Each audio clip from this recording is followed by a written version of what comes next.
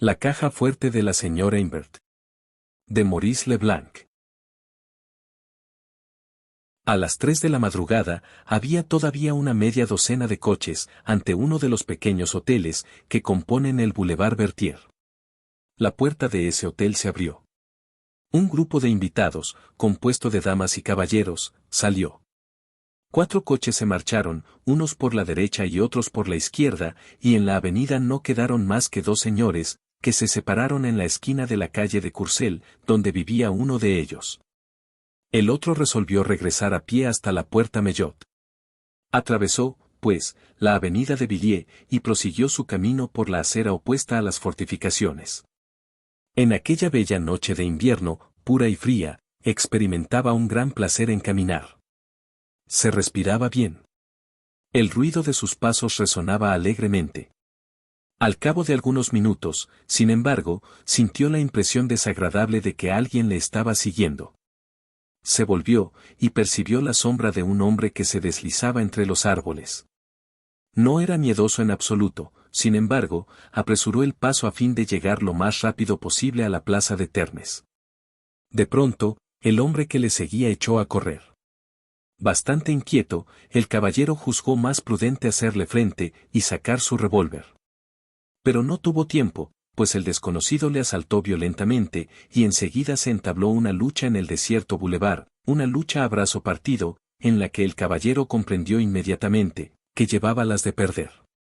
Gritó pidiendo auxilio, se debatió, fue derribado sobre un montón de piedras, sintió que le apretaban la garganta, y después fue amordazado con un pañuelo, que su adversario le introdujo en la boca. Sintió que sus ojos se cerraban, que sus oídos zumbaban, y a punto estaba de perder el conocimiento, cuando, de pronto, la presión a que estaba sometido cedió, y el hombre que estaba asfixiándole con su peso se irguió, para defenderse a su vez, contra un ataque imprevisto. Tras recibir un golpe de bastón en el brazo y una patada en la pierna, el hombre comenzó a lanzar gritos de dolor y huyó, cojeando y maldiciendo. Sin molestarse en perseguirle, el recién llegado se inclinó, y dijo: «¿Está usted herido, señor?» No estaba herido, pero sí muy aturdido, e incapaz de tenerse en pie. Felizmente, un agente, atraído por los gritos, había acudido. Se buscó un coche.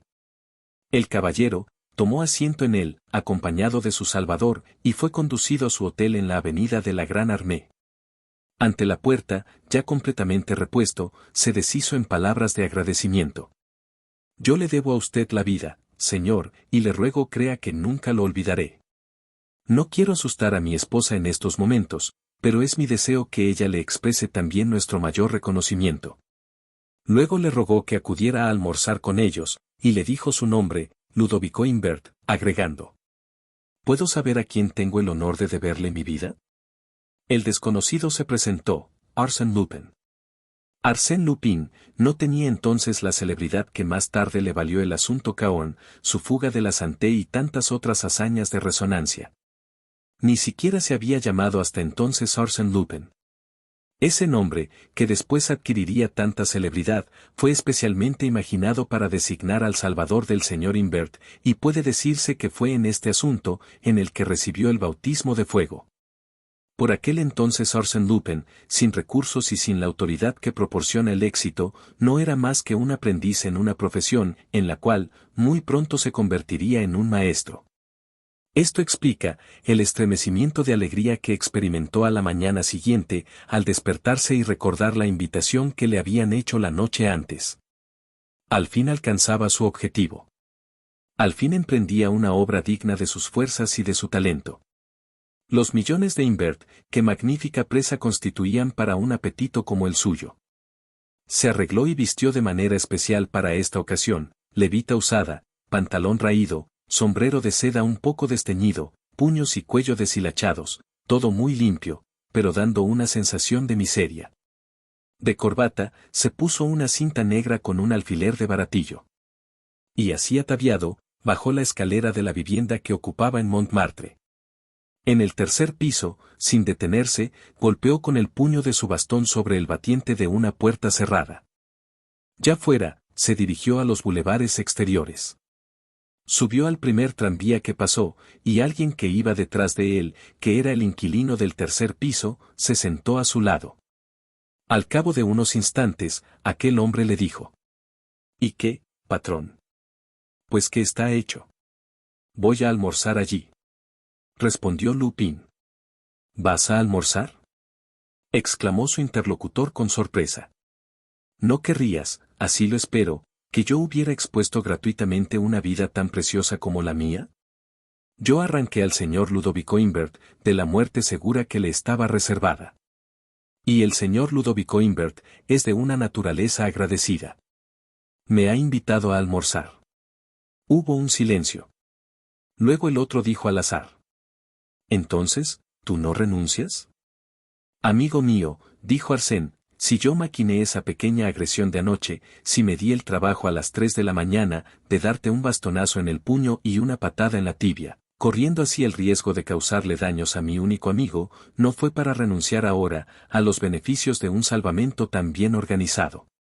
Pero, ¿y los malos rumores que corren sobre la fortuna de Imbert?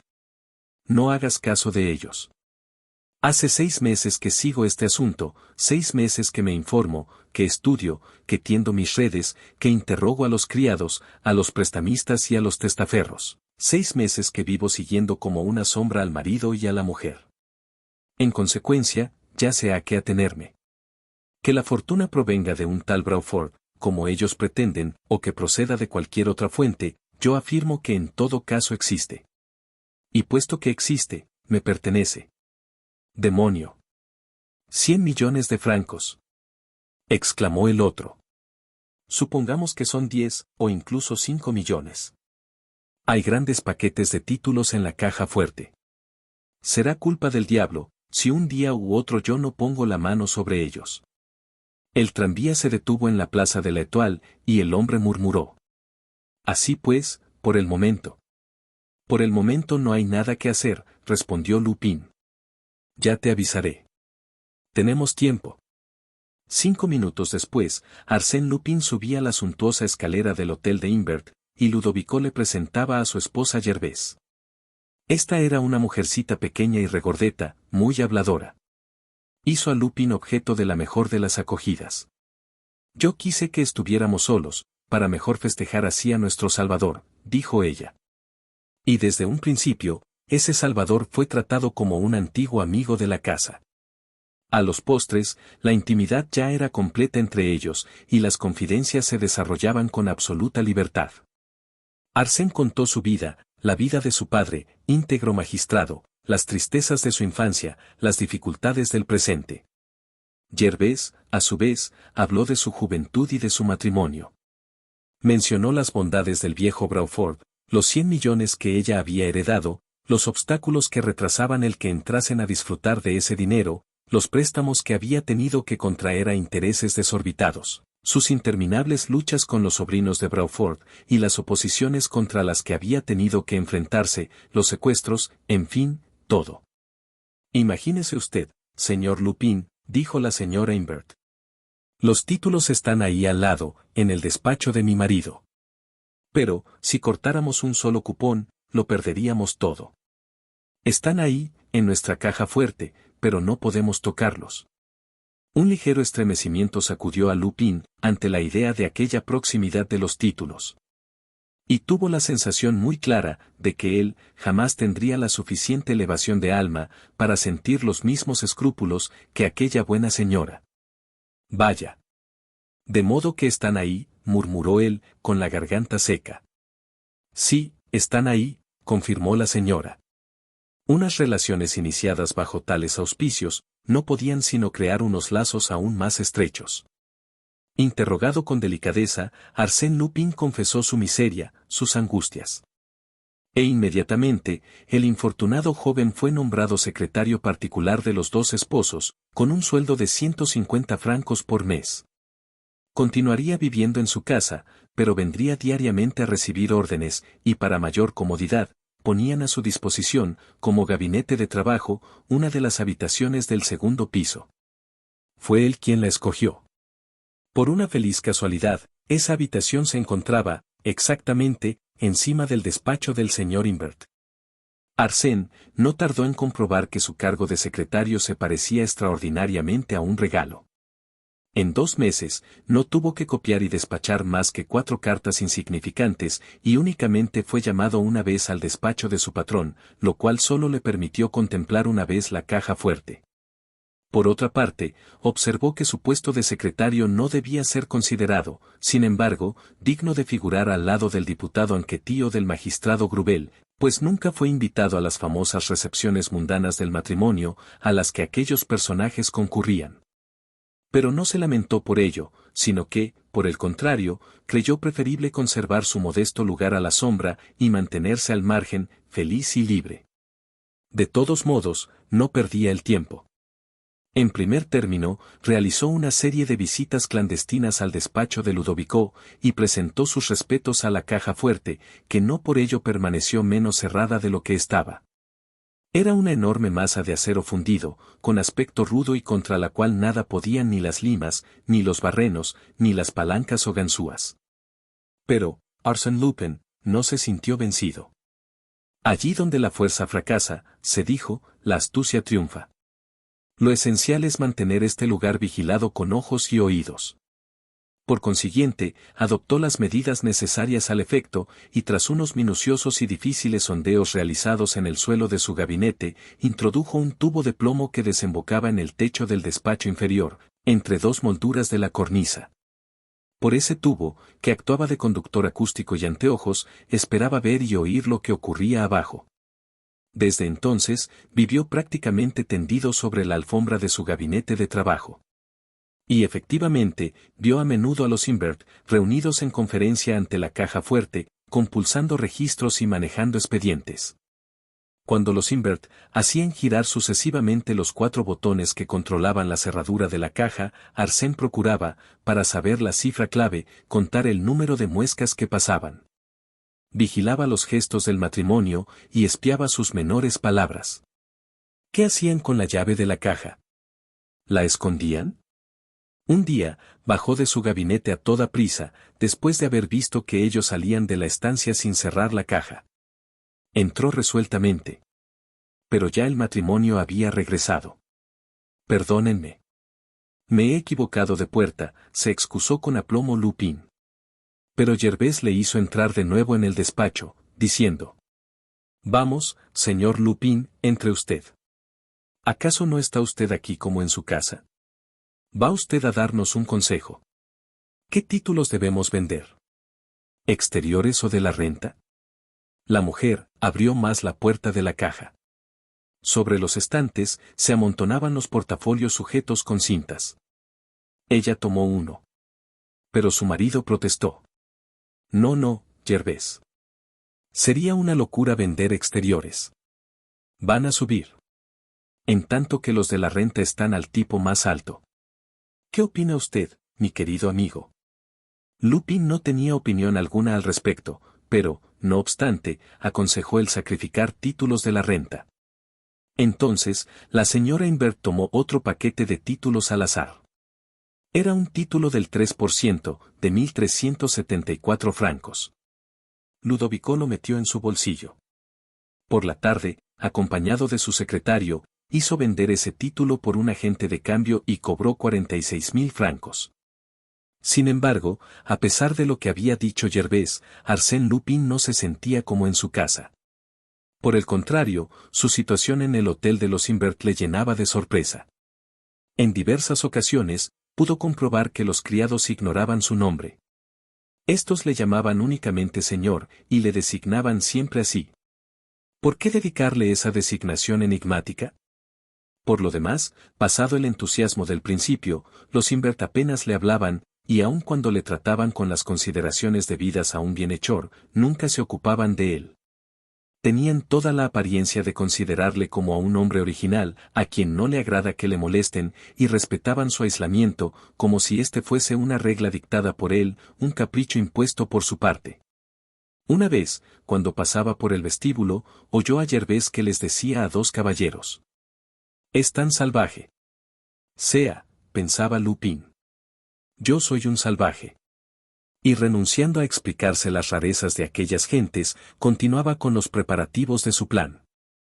Había adquirido la certidumbre que era preciso no contar en absoluto ni con la casualidad, ni con un descuido por parte de Gervais, quien jamás abandonaba la llave de la caja fuerte, y que no sacaba la llave sin haber dado vuelta, para confundirlas, a las letras del cierre. Así pues, Arsène necesitaba actuar. Un acontecimiento inesperado vino a precipitar las cosas. Fue la violenta campaña desencadenada y llevada a cabo contra los Imbert por ciertos periódicos. Se les acusaba de estafa. Arsène Lupin presenciaba las peripecias del drama y las inquietudes del matrimonio, y comprendió que si tardaba aún mucho más en actuar, iba a perderlo todo. Durante 5 días seguidos, en lugar de marcharse de la casa a las 6 de la tarde, como tenía por costumbre, se encerraba en su gabinete. Los demás suponían que ya se había ido. Pero él se extendía sobre el suelo y vigilaba desde allí el despacho de Ludovico. Como al cabo de 5 tardes no se había producido la circunstancia favorable que él esperaba, se marchó, cuando ya era de noche, saliendo por la pequeña puerta que daba al patio. Tenía la llave de esa puerta. Al 7º día, se enteró que los Imbert, en respuesta a las insinuaciones malintencionadas de sus enemigos, habían propuesto que se abriese la caja fuerte y que se realizara un inventario. Es para esta noche, pensó Lupin. Y en efecto, después de la cena, Ludovico se instaló en su despacho. Gervais se reunió allí con él. Se pusieron a hojear los registros de la caja. Transcurrió 1 hora, y luego otra. Arsène Lupin oyó a los criados que iban a acostarse. Ahora ya no había nadie en el primer piso. Llegó la medianoche, y los Imbert continuaban su tarea. «Vamos», murmuró Lupin. Abrió la ventana. Esta daba al patio. El cielo, en la noche sin luna y sin estrellas, estaba oscuro. Sacó de su armario una cuerda con nudos, que sujetó a la barandilla del balcón. Saltó por y se dejó deslizar suavemente, sirviéndose de un canalón, hasta la ventana situada por debajo de la suya. Era la del despacho. Allí, estaba la espesa cortina que ocultaba el interior de la estancia. En pie sobre el balcón, permaneció un momento inmóvil, con el oído atento y los ojos al acecho. Tranquilizado por el silencio que reinaba, empujó suavemente las 2 vidrieras. Si nadie había tenido la precaución de cerrarlas debidamente, entonces cederían al menor esfuerzo, pues él, en el curso de la tarde, había manipulado el cierre de madera, para que no entrase en las ranuras correspondientes. Las vidrieras cedieron. Entonces, con las mayores precauciones, las abrió todavía más. Cuando ya pudo introducir la cabeza por el hueco, se detuvo. Por entre las cortinas mal unidas, se filtraba un poco de luz. Divisó a Gervais y Ludovico sentados al pie de la caja fuerte. Solo cambiaban algunas palabras de vez en cuando, y en voz baja, absortos en su trabajo. Arsène calculó la distancia que le separaba de ellos, y midió los movimientos exactos que necesitaría realizar para reducirlos a ambos a la inmovilidad, antes de que tuvieran tiempo de gritar pidiendo auxilio. Ya iba a precipitarse sobre ellos, cuando Gervais dijo: «¿Cómo se ha enfriado este cuarto desde hace unos momentos? Yo me voy a acostar». «¿Y tú?» «Yo quisiera acabar con esto», respondió el señor Imbert. «¿Acabar? Pero si tienes para toda la noche», protestó su esposa. «De ningún modo. Tengo para 1 hora a lo sumo». Ella se retiró. Pasaron 20 minutos, 30 minutos. Arsène empujó las vidrieras un poco más. Las cortinas se movieron, produciendo un ruido de roce. Empujó todavía más. Ludovico se volvió, y viendo las cortinas hinchadas por el viento, se levantó para cerrar la ventana. No hubo ni un grito, ni siquiera la apariencia de una lucha. Con unos movimientos llenos de precisión, y sin causarle el menor mal, Arsène le aturdió, le envolvió la cabeza con la cortina y le amarró con una cuerda, haciendo todo de tal manera que Ludovico ni siquiera pudo distinguir el rostro de su agresor.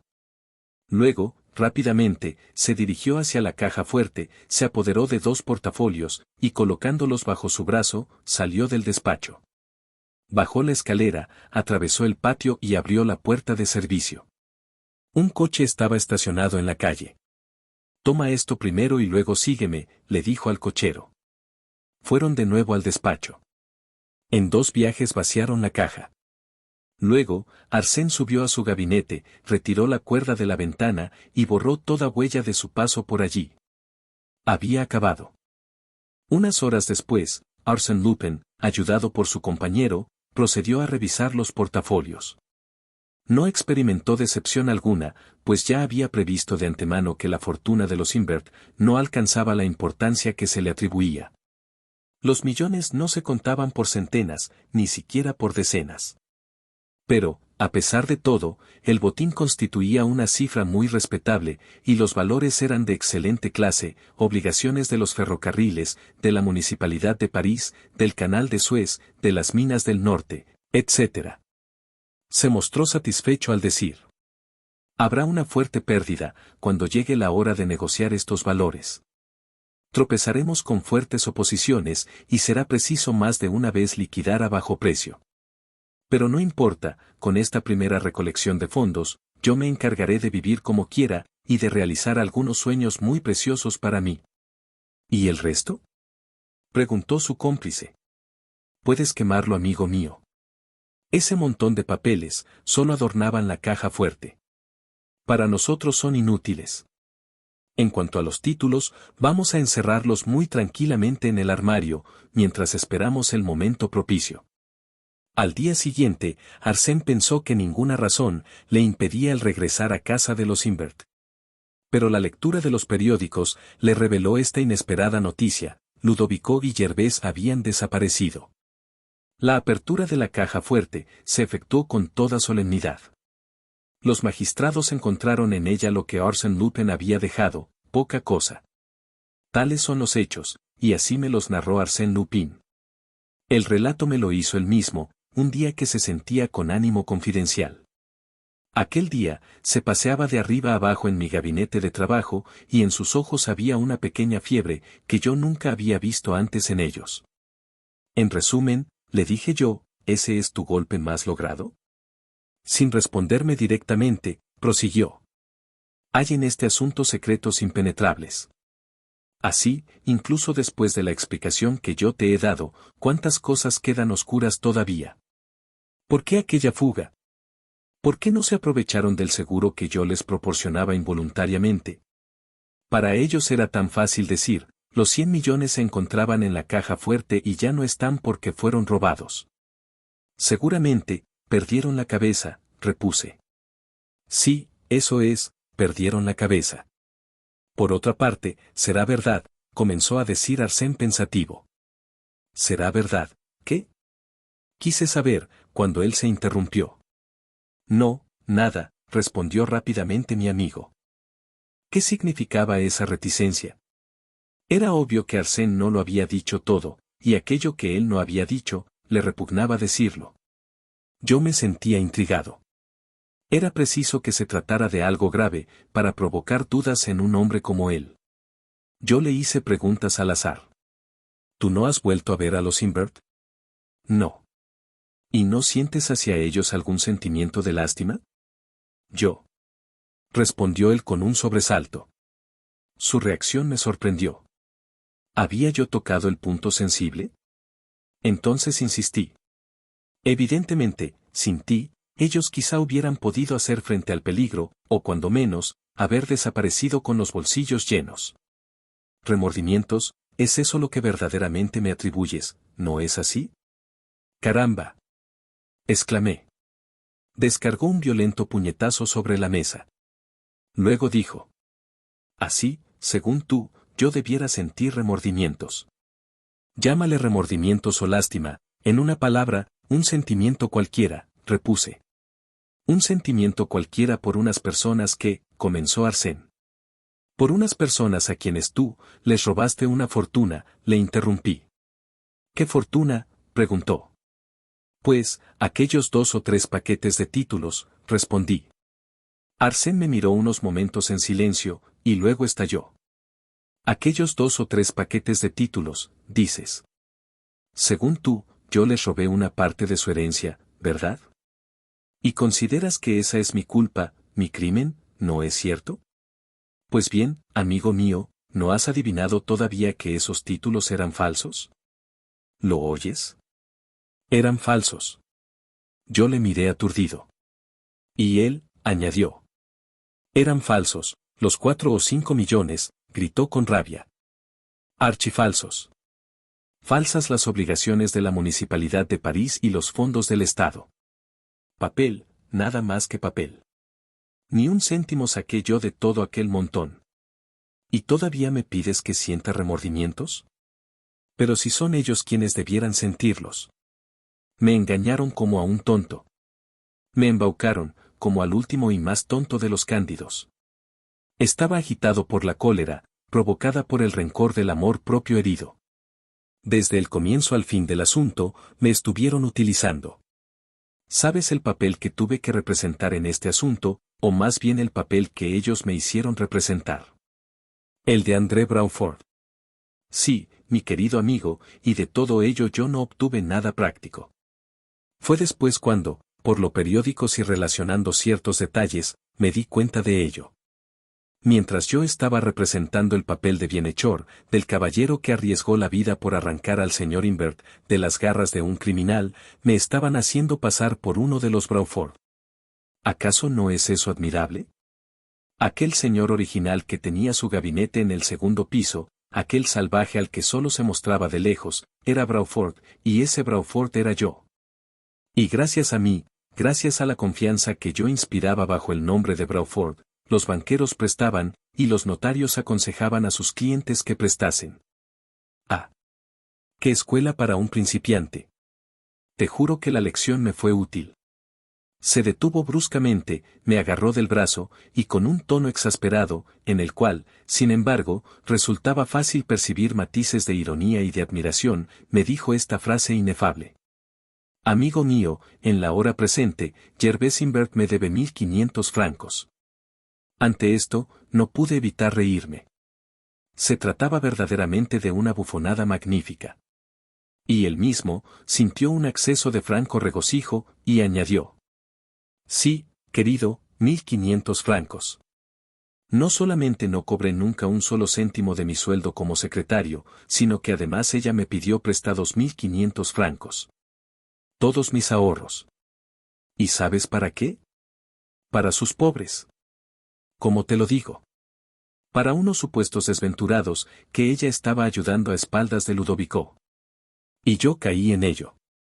Es bastante gracioso, ¿verdad? Yo, Arsène Lupin, despojado de 1.500 francos por la bella dama, a la cual le robé 4 millones en títulos falsos. Y cuántos esfuerzos me fue preciso hacer, y cuánta astucia tuve que derrochar para llegar a este hermoso resultado. Es la única vez en toda mi vida que me la han jugado, pero, caray, me la jugaron bien. Fin.